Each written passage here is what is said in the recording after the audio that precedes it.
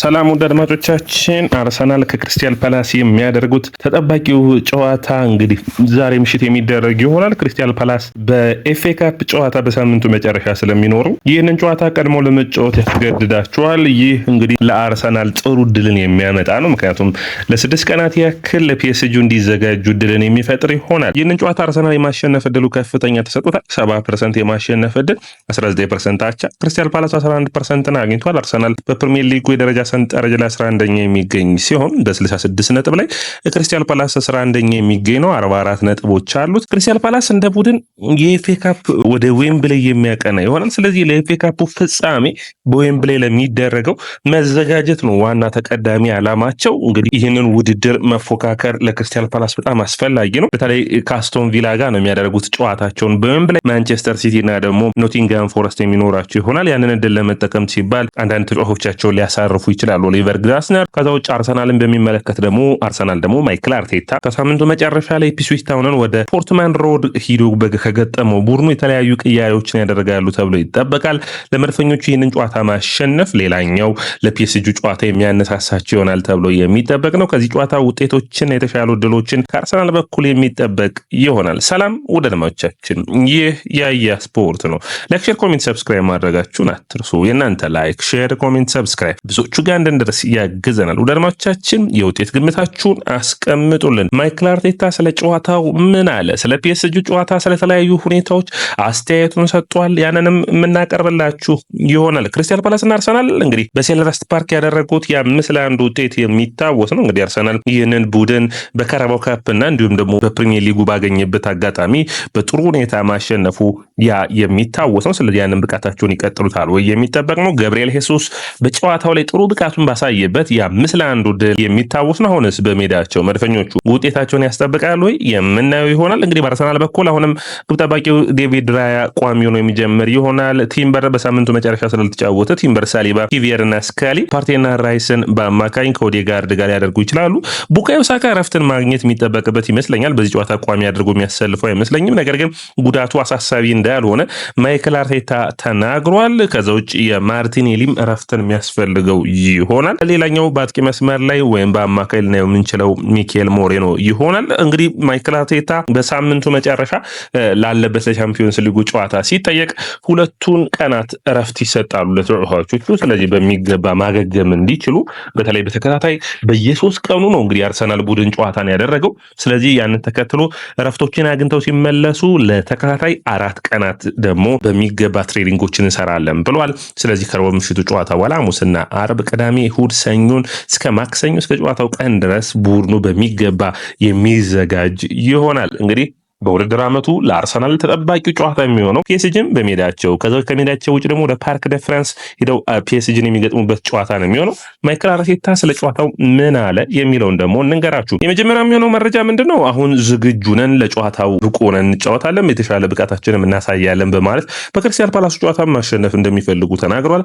ሪካርዶ ካላፊዮሪና ጆርጂኒዮ ለዚህ ጨዋታ እንደማይደርሱ፣ ለቀጣዩ ሳምንት የሚደርስ እድላቸውን ግን የምናይ ይሆናል በማለት አስተያየቱ ሰጥቷል። ባለፈው ጋዜጣዊ መግለጫው ላይ እንግዲህ ሪካርዶ ካላፊዮሪ ለፒኤስጂ ጨዋታ የመድረስ እድል ይኖረዋል ብሎ ነበር። እስካሁን ድረስ ግን የተረጋገጠ የለም። የጨዋታ እንግዲህ አርሰናል በጨዋታዎቹ ውስጥ ያለባቸው የዝግጅት እጥረቶች ነበሩ ከዚህ በፊት። አሁን ግን በሚገባ ለመዘጋጀት ጊዜያቶችን የሚያገኙ ይሆናል። ትልቁ በዝግጅት ውስጥ እንግዲህ ተጫዋቾቹ አርፈው ሙሉ ጉልበታቸውን እንዲጠቀሙና ሪከቨር የማድረግ አቅማቸው እንዲወስዱ ነው። ያ የተሻለ የሚያደርገው ነው የሚሆነው።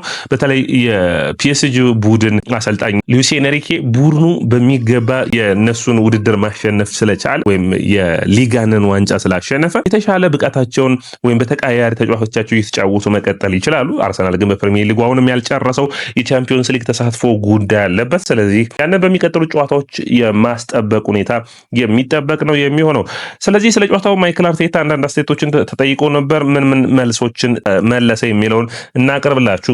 እንግዲህ ውድ አድማጮቻችን ስለ መጀመሪያ የተጠይቀው ስለነ ጃክ ዊልሼር እና ስለነ ራምሴ ነው። እንግዲህ ጃክ ዊልሼር የኖርዊች ዋና አሰልጣኝ ሆኗል። እንግዲህ በጊዜያዊነት ደግሞ ሌላኛው አሮን ራምሴ እንግዲህ ቀድሞ የአርሰን ዌንገር ልጆች በማለት በሚባል ሁኔታ የካርዲፍ አሰልጣኝ ሆኗል። ስለሁለቱ ተጠይቆ ነበር። በጣም ደስ ይለኛል የቀድሞ የቡድን አጋሮቼ አሁን በማሰልጠን ላይ በመገኘታቸው ይህ የሚያስደስተኝ ነው በማለት አስተያየቱን ሰጥቷል። ስለ ገብርኤል ማርቲኔሊም ተጠይቆ ነበር። እንግዲህ ገብርኤል ማርቲኔሊ በዚህ በፕሪሚየር ሊጉ ውጥረት ባለበት ጨዋታዎች ሁሉ አርሰናልን የሚያስፈልገውን ነገሮች በማድረግ የሚደነቅ ተጫዋች ነው በማለት አድንቆታል ገብርኤል ማርቲኔሊን። ከዛ ውጭ ቡድን ጨዋታዎች በቡድን ውጤቶች ላይ ለውጦችን ለማምጣት የሚፈልግ ተጫዋች ነው። በሁሉም ውድድር ላይ ለእያንዳንዱ ደቂቃ መጫወት ይፈልጋል። በእያንዳንዱ ሁኔታዎች ለእኛ ሁሉ ነገሩን ሰጥቶ ተጫውተዋል በማለት አስተያየቱን ሰጥቷል። እንግዲህ ባለፉት 6 ጨዋታዎች ክሪስታል ፓላስና አርሰናል ገጥሞ የማይክል አርቴታው ቡድን 6ቱን ማሸነፍ ችሏል።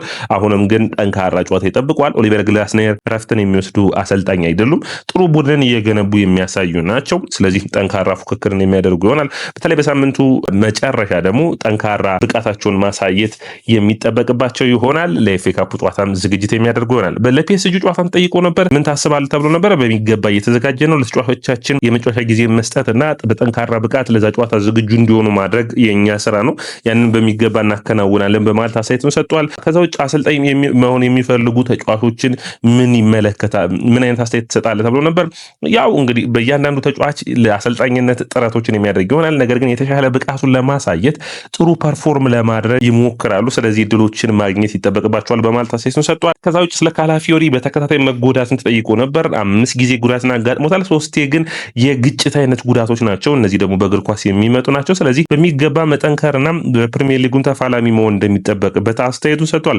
ስለ ጃክ ዊልሼር እና ስለ ራምሴን ተጠይቆ ነበር በደጋሚ ምን አይነት ግንኙነት አለ አሁን ድረስ ሲባል ጃክ ዊልሼር ጋር በጣም ጥሩ ግንኙነት አለን። ምክንያቱም በአርሰናል በታዳጊ ቡድኑ ሲሰራ ስለነበር ከራምሴ ጋር እንኳን ከተገናኘን ወይም ከተደዋወልን ቆየት ብለናል በማለት አስተያየቱን ሰጥቷል። እንግዲህ አርሰን ዌንገር ደስ የሚላቸው ይመስለኛል ጃክ ዊልሼር፣ አርቴታና ራምሴ የትልልቅ ቡድኖች አሰልጣኝ ሲሆኑ የእሳቸውን ፈለግ እየተከተሉ ነው። ሴስክ ፋብሪጋዝን እዚህ ውስጥ ማካተት የሚቻል ነው። ከዛ ውጭ እንግዲህ በአዲስ መልኩ የተጫዋቾችን መፍትሄ መፈለግ ላይ እንደሚሰራና የቶማስ ፓርቴን አለመኖር እንዴት እንደሚሸፍኑ ተጠይቆ ነበር። በሚገባ እያንዳንዱ ቡድን አናላይሲስ ወይም ደግሞ በሚገባ ተንትነን እናያለን። ከዛ በኋላ ለውጦችን በሚገባ ማስፈር እንችላለን በማለት አስተያየቱን ሰጥቷል። ስለ ሳካ ጉዳትም ተጠይቆ ነበር። በሚገባ አገግሟል። አሁንም ያን ያክል የሚያሳስብ አይደለም በማለት አስተያየቱን ሰጥቷል። እንግዲህ ሳካ ከ3 ወራት ጉዳት በኋላ ቢመጣም በጥሩ ብቃቱ ላይ ይገኛል። ሳጥን ውስጥ የተለየ ተጫዋች ሆኖ ያገኘ ነው። በተለይ አጨራረሱ ሂደት እድሎችን የሚፈጥርበት መንገድ በእያንዳንዱ ቦታ በሚገባ መጫወት የሚፈልግ ተጫዋች ነው በማለት ለሳካ ያለውን አድናቆት ተናግሯል ማይክል አርቴታ። ሌላኛው የሚሆነው በጥሩ ፐርፎርማንስ ላይ የሚገኘውን አርሰናል በቻምፒዮንስ ሊጉ ምን አይነት ፈተናዎች ያጋጥሙታል ተብሎ ጠይቆ ነበር። አንደኛ የተረጋጋ መሆን ይጠበቅብናል፣ ስሜታችንን መቆጣጠርም ይጠበቅብናል እንደ ቡድን በማለት አስተያየቱን ሰጥቷል።